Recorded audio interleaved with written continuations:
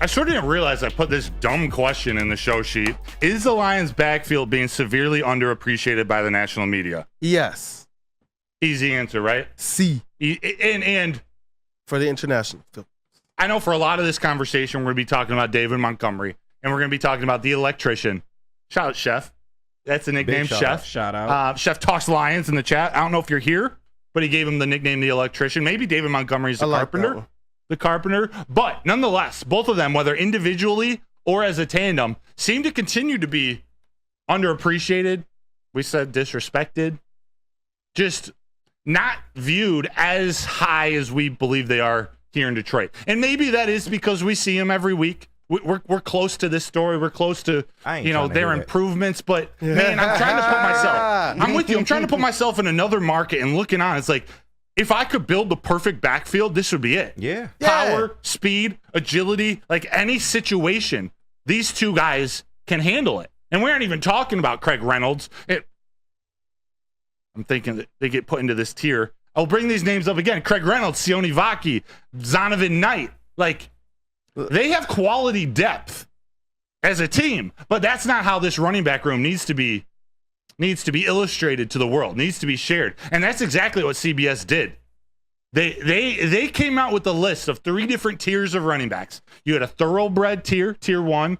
Tier 2 was the quality depth. Yeah. I'm so dumb, dog. I'm so quality depth. Quality depth. And then tier 3 was the up-and-comers. And in tier 1, JB, if you could throw up the tier 1 graphic, if it's in there. I got yeah. So we're going to see the Lions on there, right? You would expect to, right? Okay. 4 teams in the tier 1 list. You would think the Lions would probably be in the top 4, but no.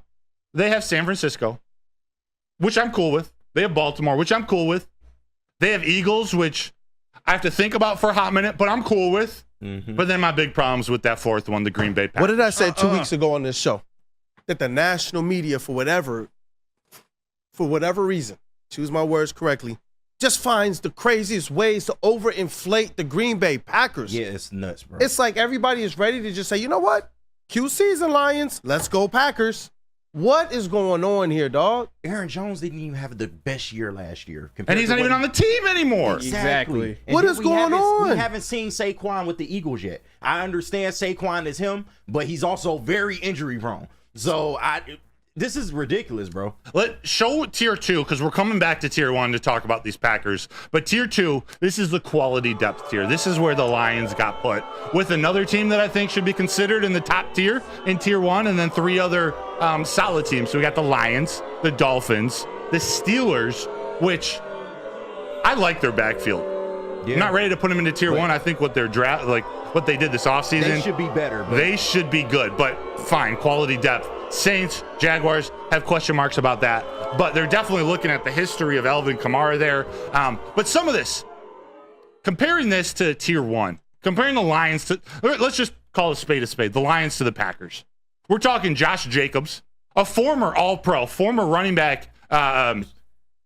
Well, he led the league in rushing yards 2 years ago with the Raiders, but he didn't last year. Yeah, he had a horrible year last year. Yeah, and who else do they have on the team? A.J. Dillon. Yeah, and he's not even their number 2. He's not even their number 2. Josh Jacobs and A.J. Dillon. And Marshawn Lloyd, a rookie who I really like, and I really like to Green Bay, but he's a rookie. We haven't seen him run yet. We don't know how he's going to be in the NFL, especially on a team that did nothing to the interior of their offensive line. And that's going to be a theme for all the NFC North teams as we get through them. But so we're talking Josh Jacobs, Marshawn Lloyd versus David Montgomery and Jahmyr Gibbs. I'm taking David Montgomery and Jahmyr Gibbs all day, every day, and again on Sunday. Yeah. Literally, you could put the Lions' 3rd, 4th, and 5th running backs in this tier. This is where the quality depth. It's Craig Reynolds. It's Zonovan Knight. It's Sione Vaki. Although he's a rookie, so for my, if I'm going to say that about the Packers, all right, put them in tier 3. Yeah. But this Lions running back room, if we're going by what have you done for me lately, which it seems everything is like that, and all the quarterback conversations of Jared Goff versus Jordan Love, and all these conversations, it's what have you done for me lately? So let's, JB, if you could put up those stats that I sent over that compare David Montgomery, Jahmyr Gibbs, and Josh Jacobs from last season, where Josh Jacobs, I don't know if he played, so he only played in 13 games, but look, he had more rush attempts. Yeah. Well, I mean, significantly more. They didn't have a choice, and it wasn't all his fault that he had a bad year last year. But when you don't have a quarterback and you're as bad as the Raiders were, like, of course they're going to run the ball a lot. Yeah, the situation, I mean, of course that's part of it. The Lions have a fantastic offensive line. The Raiders didn't. Yeah. I'm not blown away by the Packers offensive line. It's not like so we're going by what are we projecting, Josh? Is he going to be the NFL's leading rusher again? So just him over these two from last year. I'm not factoring in Marshawn Lloyd or A.J. Dillon. He's trash too. Significantly less rush attempts for both the running backs, more yards, more touchdowns, more receiving touchdowns. Across the board, they performed better than Josh Jacobs last year. Yeah. So basically, the Lions should be in that tier 1. The Packers should be in tier 2. Maybe no sense, tier man. 3. I won't argue with tier 2. And you know what? Remember the PFF list I sent you of the top 32 running backs? I do. With Jahmyr Gibbs, 9th. Here on our back wall, we got the graphic. And we got David Montgomery came in at number 23. Yeah. I don't understand this, though. They had Bijan Robinson at number 5. Which is significantly higher than Gibbs. And they had DeAndre Swift, I believe, at number 20 ahead of David Montgomery. It's crazy, man. What are we doing? I am so confused right now. Like, what are we really doing? The full list is crazy. I sent you that full PFF list, too. It's wild to me. And that's why I sent the David Montgomery and DeAndre Swift their head-to-head stats. Yeah. Total monster David Montgomery is. What a monster. Then if you go back a couple weeks, Mike Florio and Chris Sims also put out the best backfields list, and the Lions didn't even get a mention in that list. Yeah, not even there were 6 ahead of him? Yeah.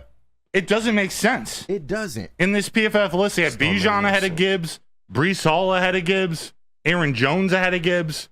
Normally, I'm okay with Aaron Jones being ahead of Gibbs, but he was injured last year. Yeah. So I don't know how I feel about that. But then Montgomery at 23. Come on, man. At 23. Travis Etienne was at 11. Tony Pollard at 14.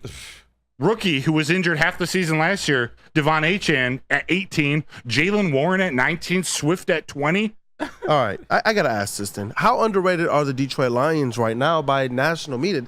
This doesn't make any sense to me. It doesn't make any sense. You got Jared Goff showing up at 16th in some PFF lists. You got these running backs that they're like, okay, yeah, we'll rank you in the top 32, but we're going to put you behind guys that you're clearly better than.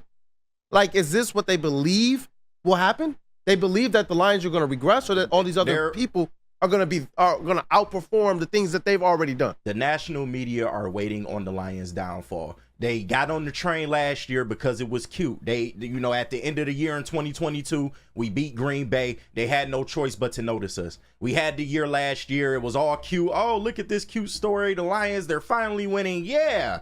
And now they're waiting on our downfall this year so they can be like, hey, we told you so. It's the Lions. Yeah. It's the Lions. What I need out of, I know it's maybe impossible. I need consistency out of all these lists, or consistency within individual lists. Like when we see these lists that have Jared Goff at 16, but Brock Purdy at 2, it's ridiculous. What is going into these decisions? Like if Jared Goff's at 16 and you have Brock Purdy at 13 or at 19, okay, at least I understand what this person is trying to convey with their list. But when those two are separated, when you put Jared Goff at 16, but then you have all of his weapons at 23, at 9.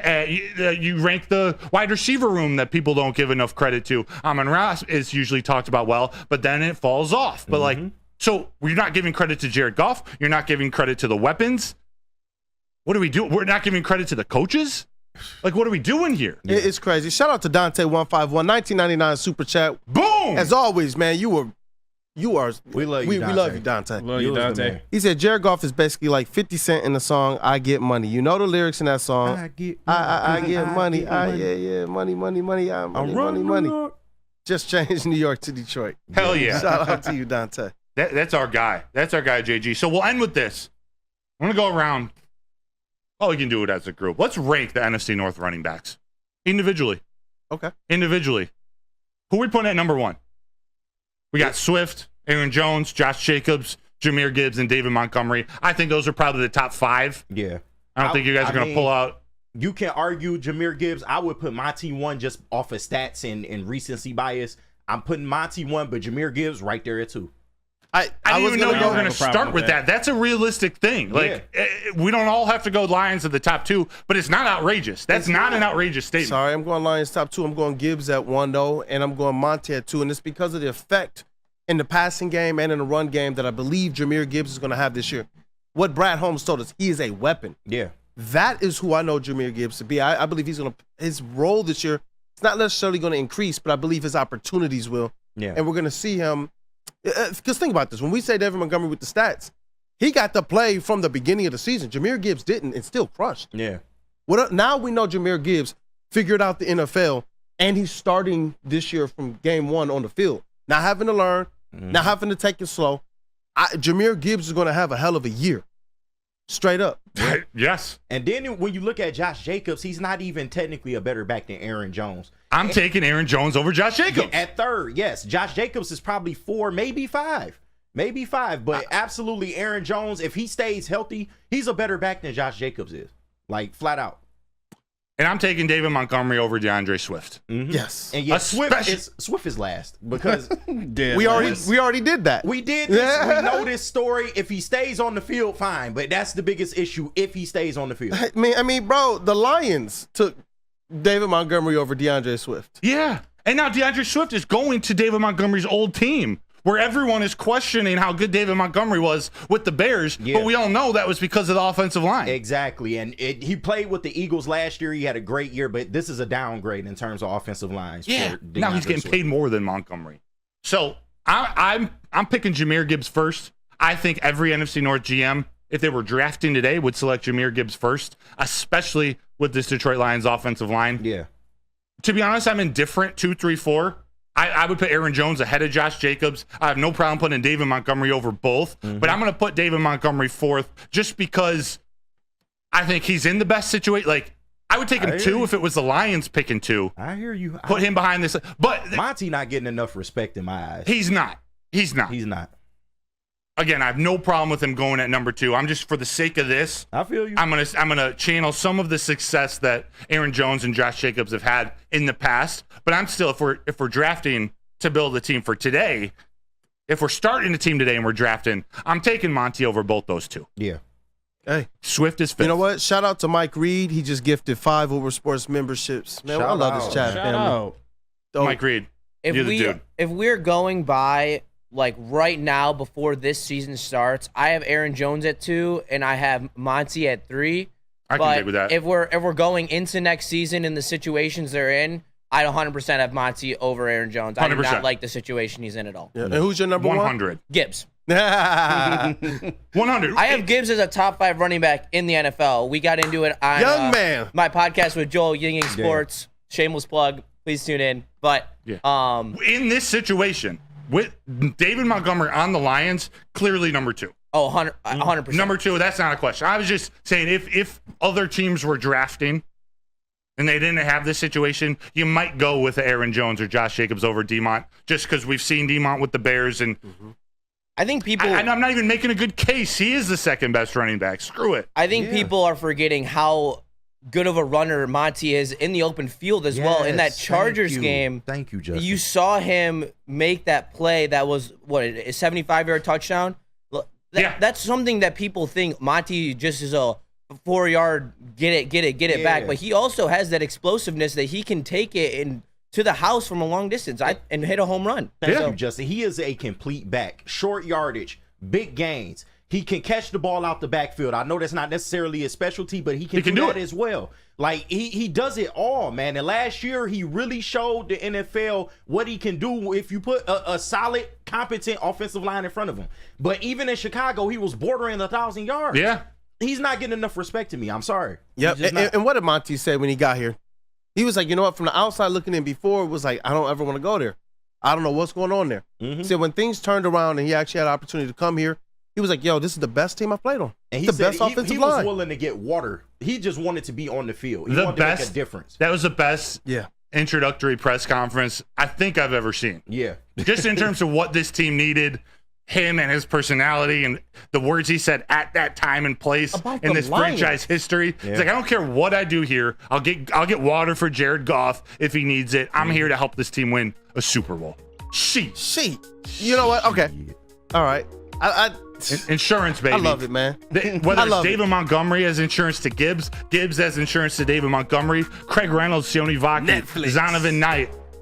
They got insurance. They got quality depth. That's the one thing I agree. Not putting them in tier 2, but the fact that the Lions have quality depth.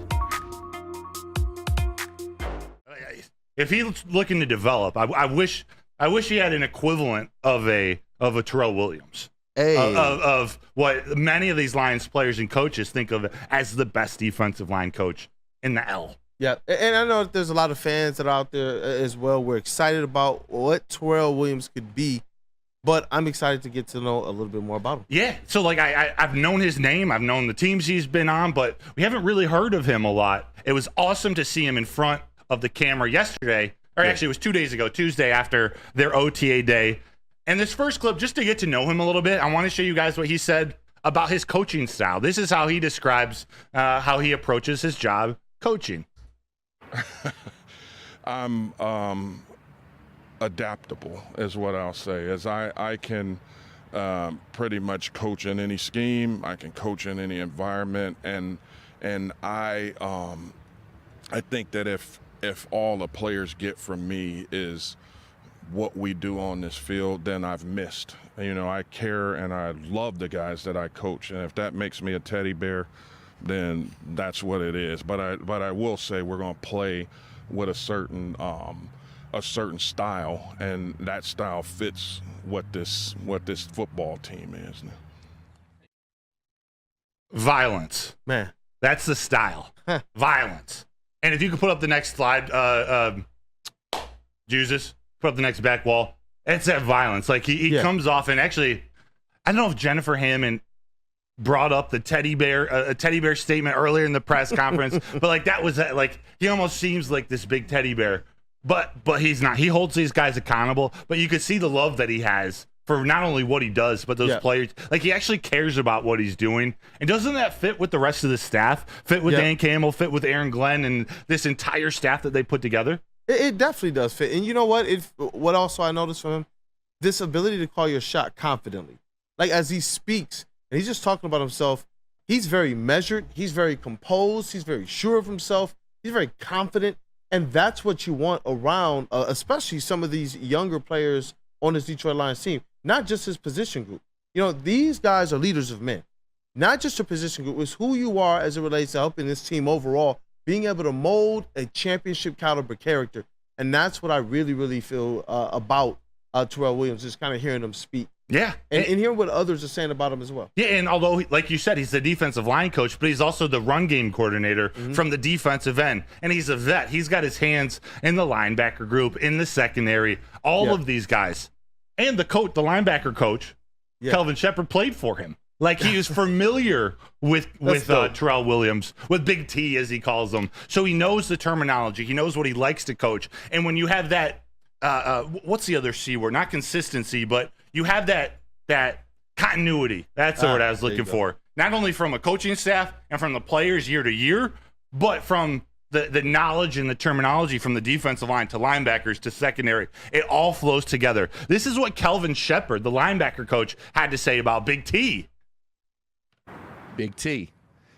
Well, I got history with T. I've actually played behind his defensive line in Miami when he had Sue, Olivier Vernon, Earl Mitchell, all these guys. So I know the style of play these guys play with.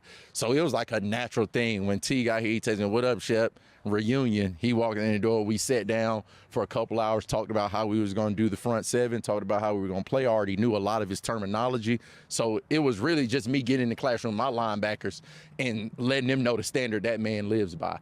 And the way he coaches and the way he demands certain things of his players.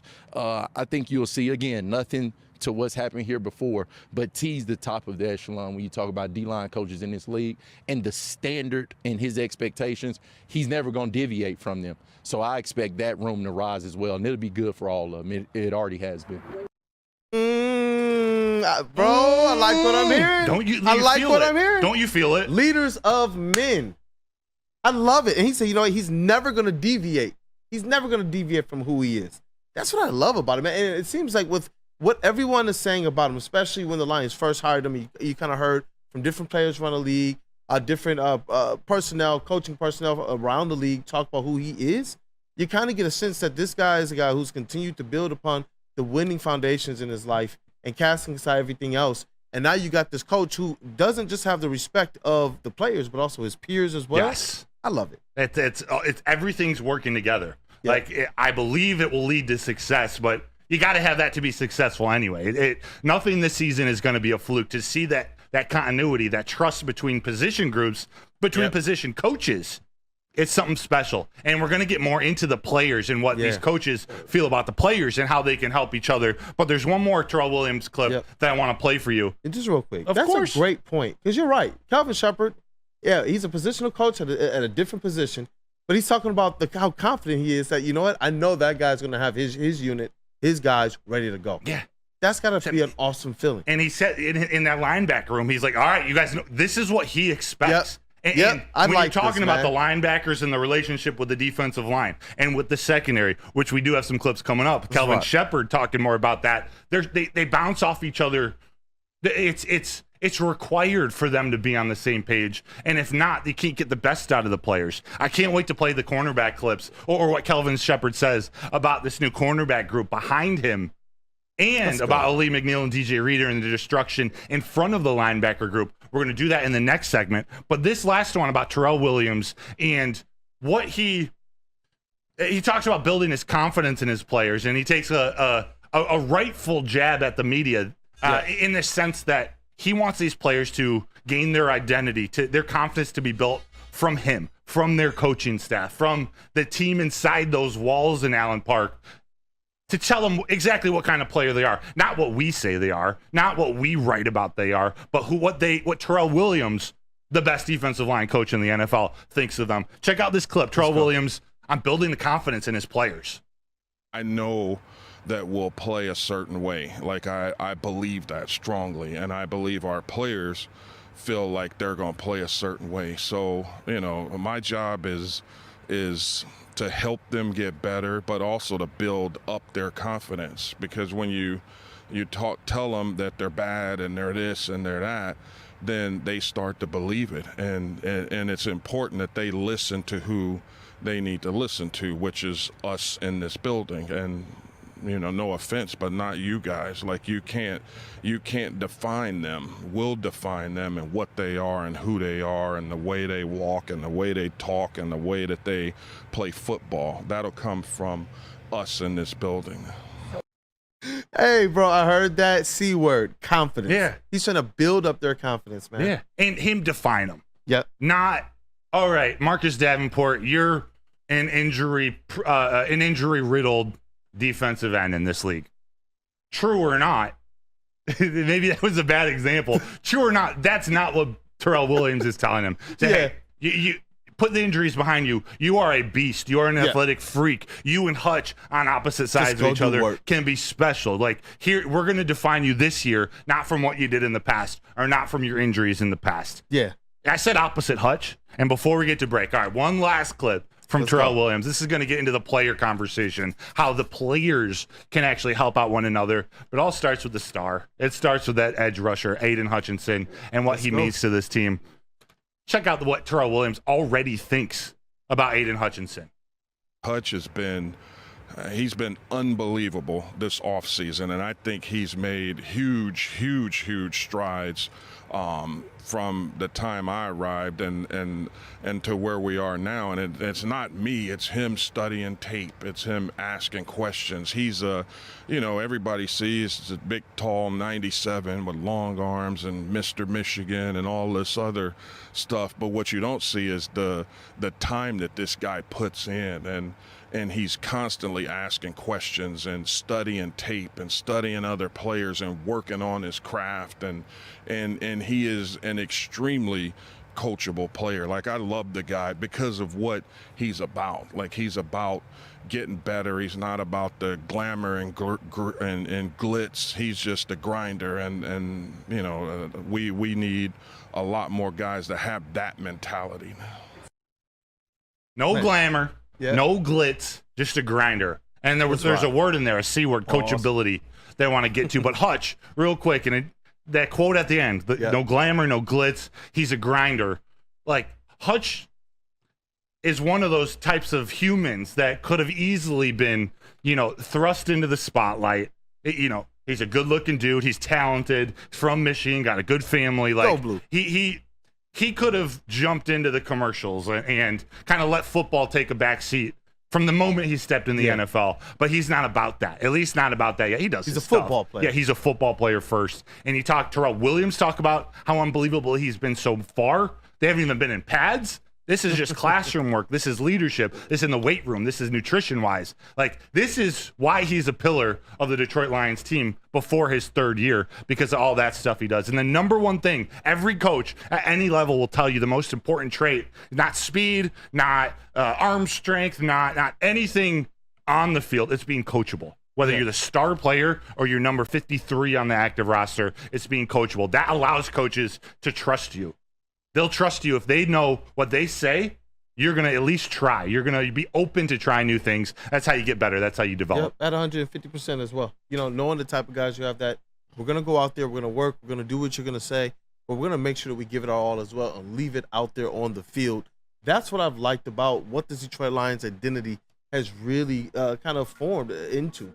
When you look at what Dan Campbell stated on day one of his press conference, this team has absolutely accepted that call. Yes. And what I like is that the new players that have come to the team, whether signed, traded for, or drafted, they're stepping right into this culture and they're accepting it as well. They're talking about the culture on their way in. Big bags are going around the NFL too. Yep. Big bags, like the biggest of bags. Trevor Lawrence is now tied for the highest paid quarterback in the NFL from an annual salary basis. He got paid yesterday. Let me make sure I got these numbers right. 5 years, $275 million. 55 That's an a year. AAV. Woo boy. AAV, $55 million a year. So he gets $200 million practically guaranteed, but really $142 million fully guaranteed. And a $37.5 million signing bonus. That's an important number.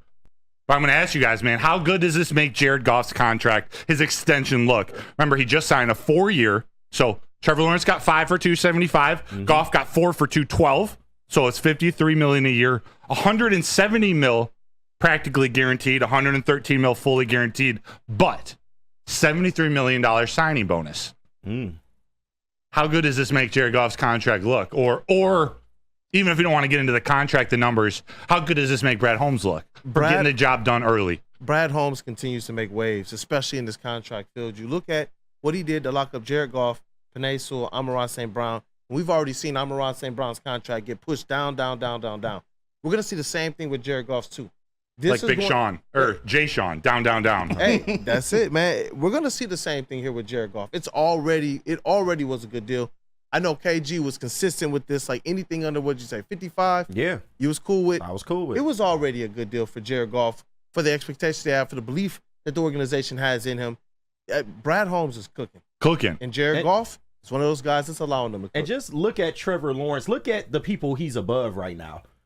Joe Burrow, Jared Goff. What do they have in common? They've been to a Super Bowl. Trevor Lawrence has, and that's what I meant. They both been to a Super Bowl. But yeah, like Trevor Lawrence hasn't accomplished anything. He only has one playoff win. So these are the things that we talk about when you got to know what you're paying for. And with Jared Goff, he was well worth the money. He's a proven quarterback in this league. If you look at this list, he has more playoff wins than damn near everybody on this list, except, of course, the big one at the bottom, Patrick Mahomes, who has done it all. Defensive end, Patrick Mahomes. Yeah, right, defensive end, Patrick Mahomes. But he's 2-0 against Patrick Mahomes. People, we have to stop reacting so much when these things come out. And thankfully, Brad Holmes was ahead of the curve. So now this contract is going to look minuscule in the grand scheme, because I guarantee you by next year, we will be seeing a $60 million quarterback. Oh, so, yeah, so this is a great deal. Shout out to Brad Holmes, Rod Wood, Mike Disner, everybody in the financial room that got this done, man. I'm looking forward to how this will play out. That $60 million contract a year might be coming sooner rather than later. It might be coming before it might. I think the it season will be starts. Sooner. Yeah, it might, because Allen W., he said Tua, Love, and Dak have to get paid this year too. Yes. So let's separate Love and Tua and Dak right now. I think Dak's going to be the one who gets 60 first. I think Tua's He's a bum. What? He's a bum. Yeah, I'm not saying. I think the point I'm taking from what KG was saying, Trevor Lawrence is not a better quarterback than Joe Burrow or Jared Goff. He's not. Or Justin Herbert, although he did beat Justin Herbert in the playoffs. This is the market for the quarterbacks now. If you've proven that you can at least lead a team, not even necessarily to a Super Bowl or to win, Right. if you're a good quarterback to keep you, this is the market. You're going to have to start paying more and more. Trevor Lawrence just got 55 to match Joe Burrow, who many think is one of the most talented quarterbacks in the league, not counting Patrick Mahomes. And to be real, he just got paid off his athleticism. Yeah. Just being And real. his being the first pick a couple years ago. Right. Because like I said, what has he accomplished? Yeah. And you're paying him $55 million a year. Like, that's crazy. Tua hasn't done anything yet. Yeah. I kind of like Tua.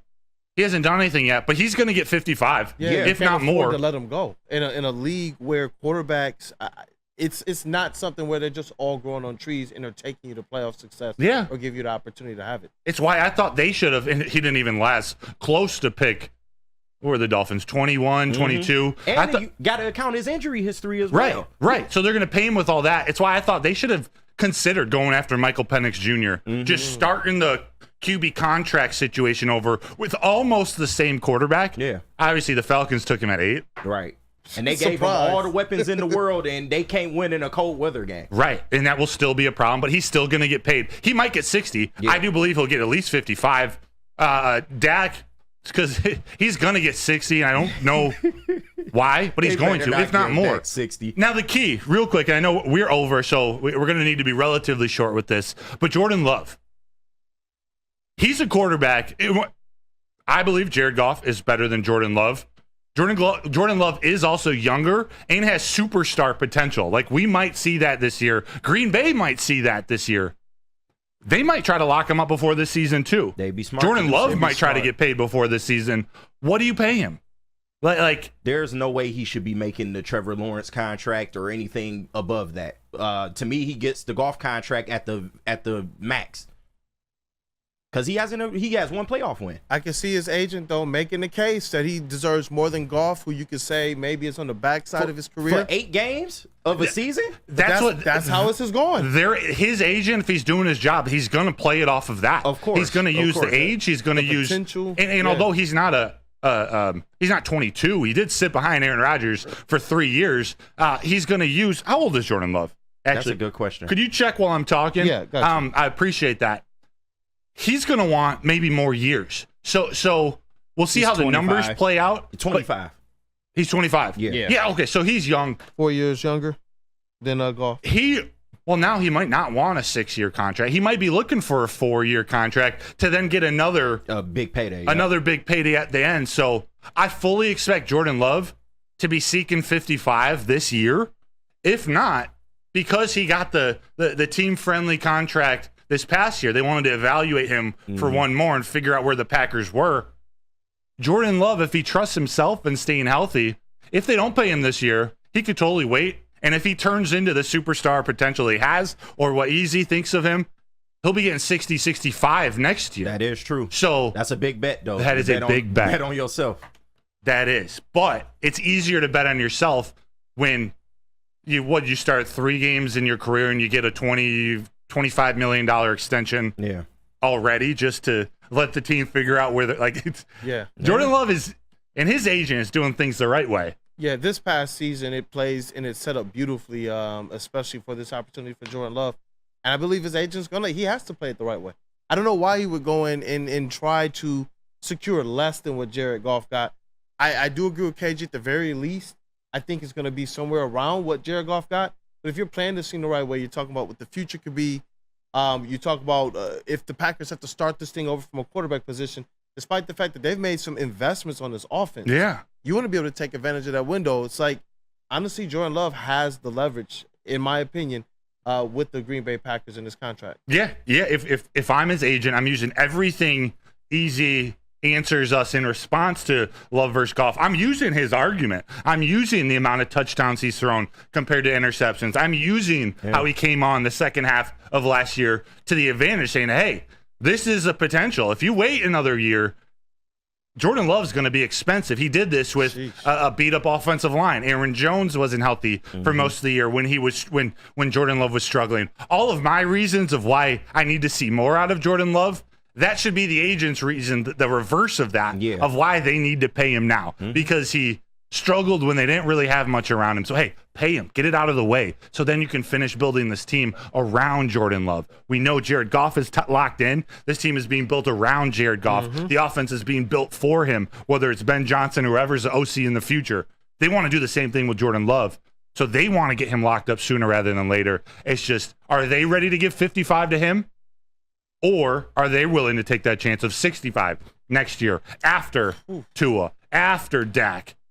After a season where Jordan Love, sorry, Lions fans, if he has a sensational season and the Packers take the NFC North, like that quarterback is getting 60. Yeah. Chef's Talk Lions says, stop giving the Packers ideas, brother. I'm sorry. Don't you wish that upon us, Ricky Bobby? Don't you do that? It's a fun conversation because it's so great what Brad Holmes did locking in Jared Goff. Yeah. It brings up the golf versus love conversation. But this is where you start. Where all the different arguments come together. This is where Easy and I can see eye to eye. The reasons he's arguing are why the Packers need to lock him up soon, because he's about to be that dude. Yeah, allegedly. Allegedly. That's my holdup. He might be. I just need to see more, but he's got the talent. Like I'm not going to lie to you and say he didn't have a sensational stretch. Yeah. He didn't have but the best playoff. AG got the talent now, too. Hopefully this defense can put Jordan Love in this place this year in both games. Seriously. Yeah. Lock him down. Keep him out. Keep him out of the end zone. I'm looking forward to it, man. Yeah. Looking forward to it. It'll be awesome. Hey, but let's get into this NBA draft. We had to lighten the mood a little bit before. The Detroit Pistons selected Ron Holland, the 18-year-old of the G League Ignite, number 5 overall. 6'8", and I've heard some people say he's probably more like 6'7". Yeah. But he still has some room to grow. He's one of those guys that I don't believe his man weight has necessarily set in. When you talk about weight. The man weight. When you look at Dalton Connect, 23 years old, when you look at Sadiq Bey, when the Pistons drafted him, you could tell that he was older. You could tell that man weight has set in. His body was a little bit more filled out. Ron Holland isn't there yet. But I like what he brings to the table. I know that our initial reaction last night was one that probably looked like, you know what, not necessarily happy with the pick. And I think that there's a lot of questions, and it's fair because everything leading up to it, from a lot of the talking heads, a lot of the scouts, a lot of reports, was that Ron Holland was somebody that you could get if you traded back in this draft. But this draft proved so much to us that the value wasn't quite what we thought it was. Yeah. When you see Rob Dillingham, that trade for way down the road future first-round picks. 2031, that's when you start to realize the trade back options probably weren't there for the Detroit Pistons. So at that point in time, you have to decide between this. Do you go and get somebody who has a low ceiling but can step in right away and help you with one of these needs that we have right now in the squad, which one of the primary ones, shooting, and more shooting. Obviously, we have a need for a defensive presence, like what Klingon could provide or what maybe Memphis is hoping Zach Edey provides. So there were some needs. We knew 3-and-D type of wing. There were some shooters on the board, but the Detroit Pistons, in my opinion, and this is what you have to do when you're in the top 5, they took a swing for a home run type of a hit. The high potential guy, a guy who just within a season ago was the number 1 prospect in terms of who people thought could go number 1 in the draft. This is not a guy to just kind of sneeze at. The talent is there.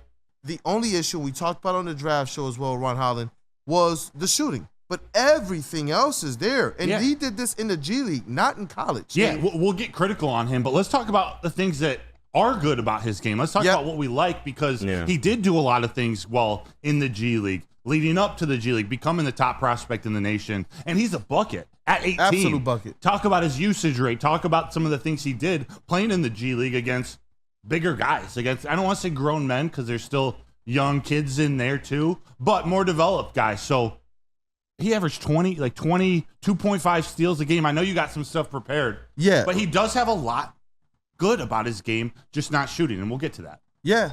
And the shooting, that's a conversation to have, because Trajan Langdon has some good comments about that as well. But Ron Holland, 6'8", 208 pounds, 18.5 points per game, 6.7 rebounds, 2.8 assists, 2.1 steals, and 1.1 blocks. And this is in the G League, which is going to be a little bit, it's going to be tougher competition and more NBA type competition than college. So I do value these stats. It's not that I believe these are things that's just going to be a one-to-one equivalent. It's just going to transfer over. But as it relates to what he's already proven against NBA-style defenses and within NBA-style offenses, Ron Holland has proven that he can handle the volume everywhere except for shooting from behind the arc. But it's one season. It's one season. But 47.4% from the field on 15.5 field goal attempts per game. That's a whole lot of shots a game.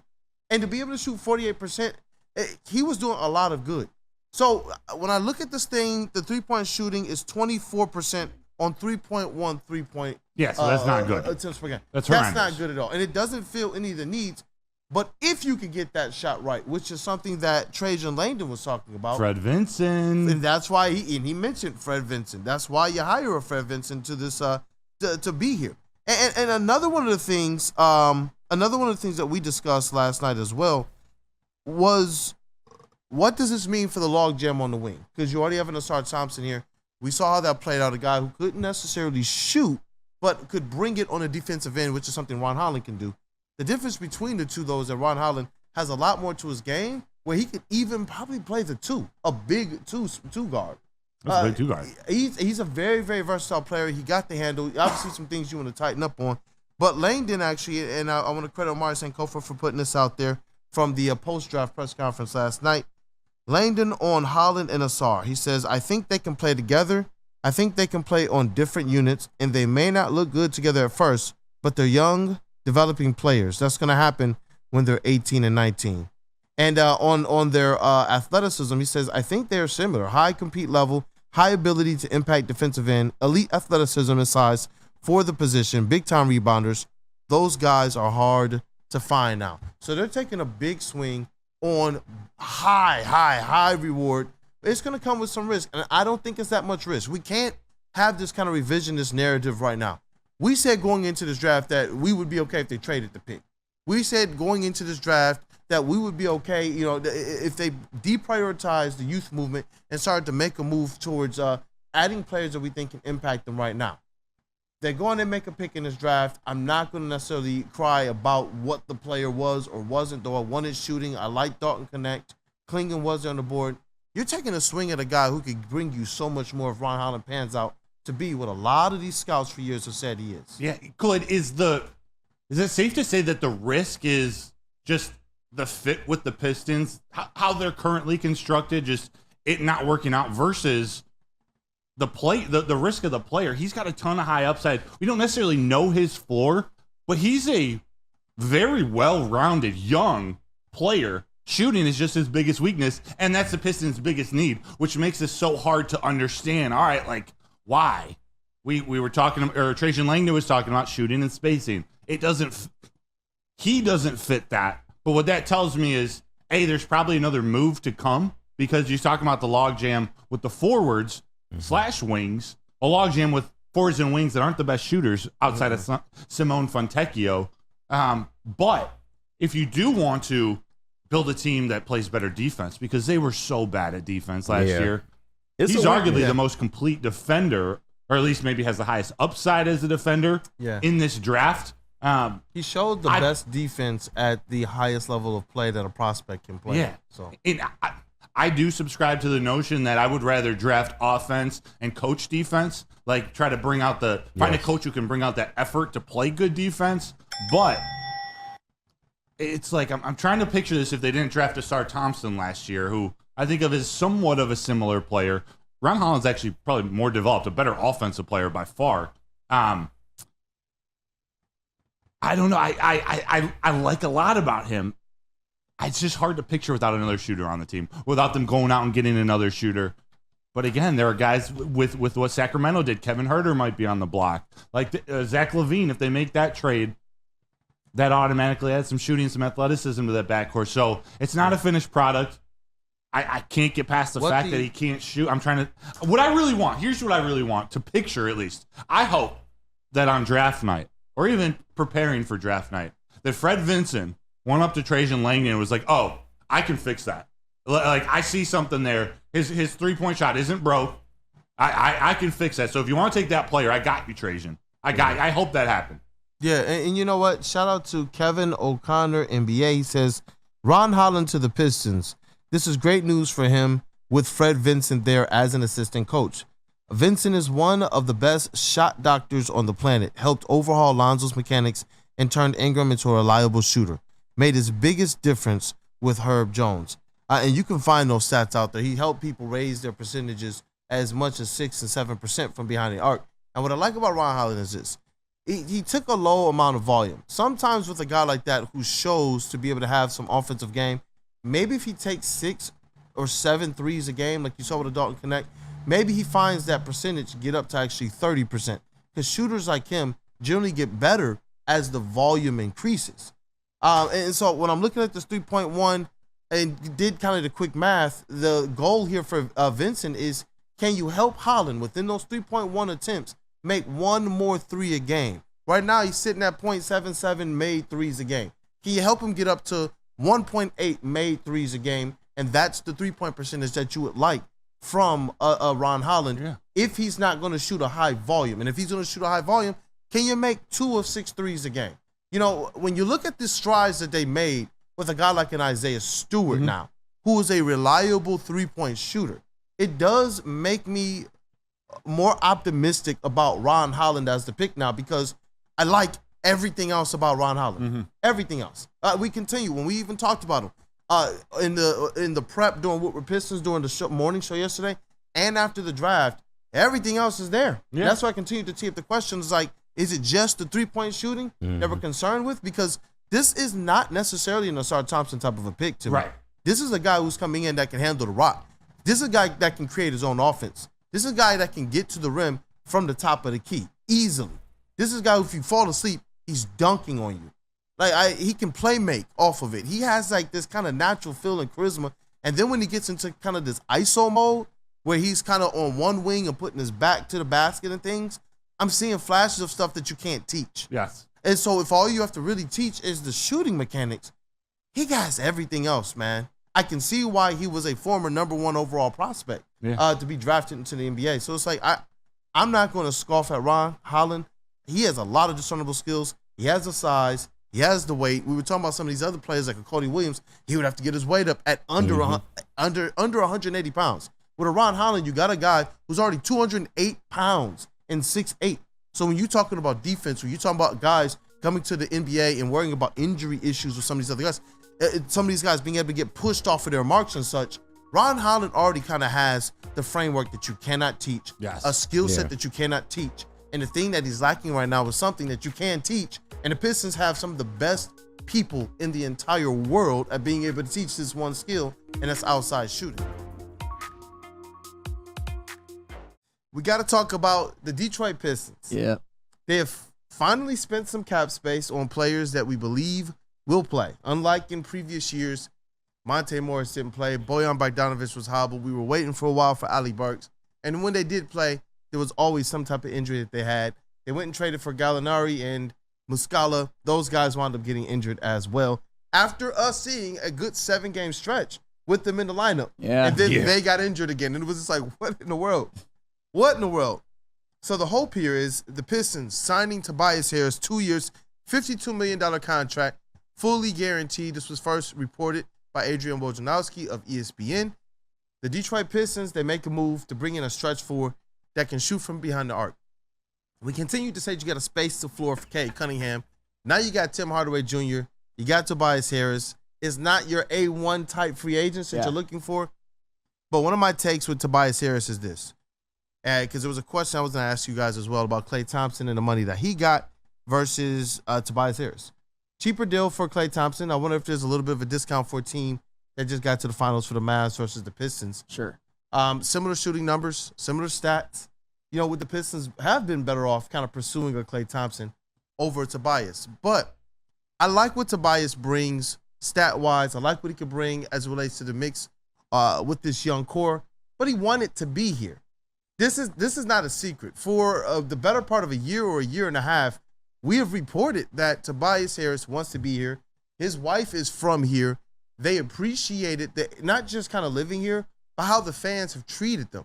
Not just while they were here, but long after. So definitely good on Detroit fans for being those types of people that you leave an impression on players that kind of were here, left, and decide, you know what, let me take another chance on Detroit again because of how these people treated me as well. So that to me is really, really reassuring. I know Tobias Harris is not, you guys know I'm looking for Zach LaVine, DeMar DeRozan. Go out there and give me one of these top 25, top 20, top 30 players from last year. But I am okay with the Tobias Harris signing. And Flannel, I asked you a little bit yesterday. You gave me your quick reaction. I know you talked about it on Big D Energy, but before I wake up, we're family, brother. Yes, I am happier with the Tobias signing than most, personally. One, because you mentioned it before about players who signed free agency deals last year and the year before, but got hurt. Tobias Harris over his career has been a very durable player historically. And I know he's getting up there in age, and as you get older, you're more susceptible to injury, but he hasn't shown a history of being hurt often. I'm not saying he's never been hurt. I'm just saying he's a very durable player historically. And you just look at his career numbers. I mean, 16.6 rebounds for his whole career on 48, 37, 84 shooting splits. That's pretty good. I mean, that's a very good NBA career. And those are very good. Those are a lot better splits than a lot of Pistons players had last season. He's a vet. He's a 6'8", kind of like, 3-4, who's, I would say, an upgrade defensively over what Bojan was. He can shoot the three. He can space the floor. Over his career, 37% from three on 4 attempts per game. And he wasn't necessarily my first choice for free agency, but you mentioned it. He wanted to be there. And when you think of guys like, say, Gary Trent or Buddy Hield, they're better three-point shooters than Tobias Harris. But Tobias Harris, for a couple of years of his career, has been a borderline all-star. I mean, last season, he averaged 17 a game. He's the type of guy that I think on a perfectly constructed roster could be a third best on a championship team. I'm not saying he's going to be that on this team, but you add Tobias Harris to this roster. You already added Tim Hardaway Jr. I hope to God that they get something worked out with Fontecchio. You've got Marcus Sasser, and for now, you've got Isaiah Stewart. Yeah. That's Cade surrounded by 5 shooters. And some of them have shown a propensity to play well defensively, including Isaiah Stewart, including even Simone Fontecchio. I think he can guard 4s. Tobias, not the best defender, but he's fine enough. Same with Tim Hardaway Jr. Yeah. When you get a guy like Tobias Harris, and I'm going to kind of, pair it with Tim Hardaway Jr., I think a guy like Cade Cunningham, because I am a stan. I'll admit it, I'm a stan when it comes to Cade Cunningham. I believe a guy like that, a guy who put up all-star numbers last year, a guy whose numbers across the board compared favorably to even guys like Paolo Banchero and Mikal Bridges, guys like that. He's a guy that you can expedite things with if you get guys around him who fit, like a Tobias Harris, who I think fits, like a Tim Hardaway Jr., who I think fits. And with Tim Hardaway Jr., you also got the added bonus of the assets. I like the move, and I think the Pistons, and maybe I sound like a slappy, maybe I sound a little bit too, because I've been hurt before, but I think this is instant, at minimum 25 wins, maybe 30, and there's still more that they can do. I really believe that. When you talk about last year's over-under set by Vegas being 28.5, it's like, I don't want the expectation to be slightly better than last year. Yeah. When you're spending this amount of money, the CBA already said that the Pistons have to spend up to a certain salary floor, so there's more money to be spent. And you said a name there, Gary Trent, who a lot of kind of talking heads, media people, and such are stating he might be able to be had for one of the exceptions. And the Pistons have both of their exceptions. It'd be interesting to see if they make a call on a player like that to continue to bolster things. But because the exception doesn't take from the cap space, which they're trying to utilize to be able to bring in more draft and future capital assets. So that'd be interesting. Not to interrupt, but so are you saying you could bring in a Gary Trent and also maybe make one of those trades for an expiring contract to get an asset or two? Yeah, you still got $24 million cap space in the mid-level exception and the veterans exception and the vets minimum. Those don't count as a part of that $24 million.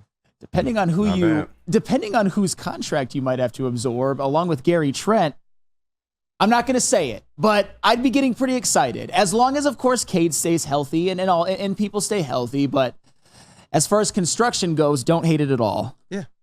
Yeah.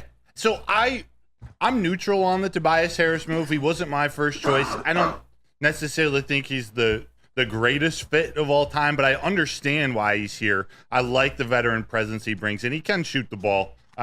He is 37% from three-point line, but what I struggle with is the timing of it all. It happens so fast. Like I wanted the Pistons to be like the town bike and let every team in town have a ride. Like I want to just hold up.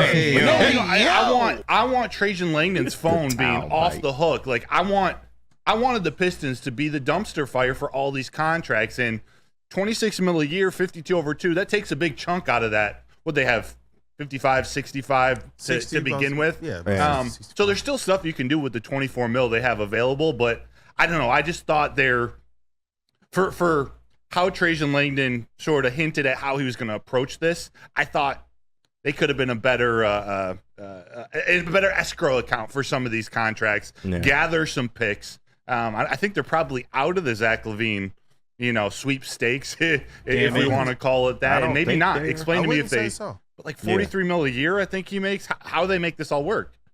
Obviously, you're gonna have some outgoing contracts, but if they haven't rubber stamped everything yet, Cade Cunningham's contract also doesn't start until next season. The season after. I think it's the season after because next year is the last year of his rookie deal. But they just signed Patrick Williams in $90 million. They signed Jaden McDaniel to a contract also. So like. Wouldn't Beef Stew be your only outgoing contract that has any dollar value? And they don't need him. No, he wouldn't be the only one of dollar value. Your young players, it would probably take Stu and another young player, but there are ways to kind of finagle trades and things. Like when we saw them bring in Jeremy Grant, they were able to free up some capital, make the sign and trade deal with the Denver Nuggets and make some happen. I don't believe they're out of the Zach LaVine thing because it's continuously being reported that despite the moves the Bulls are making, they're still looking to get rid of Zach LaVine, and they're even trying to attach a first-round pick to it. If there's a way if there's a way to make something like that happen, I honestly, I'm doing that deal. Yeah. I'm doing it instantly.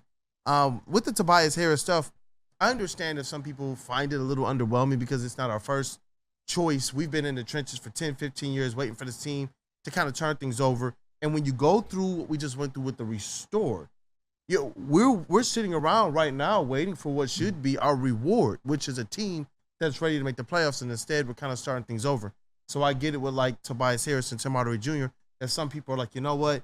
I don't know what this is going to do for our team right now and making sure we punch our ticket to the playoffs.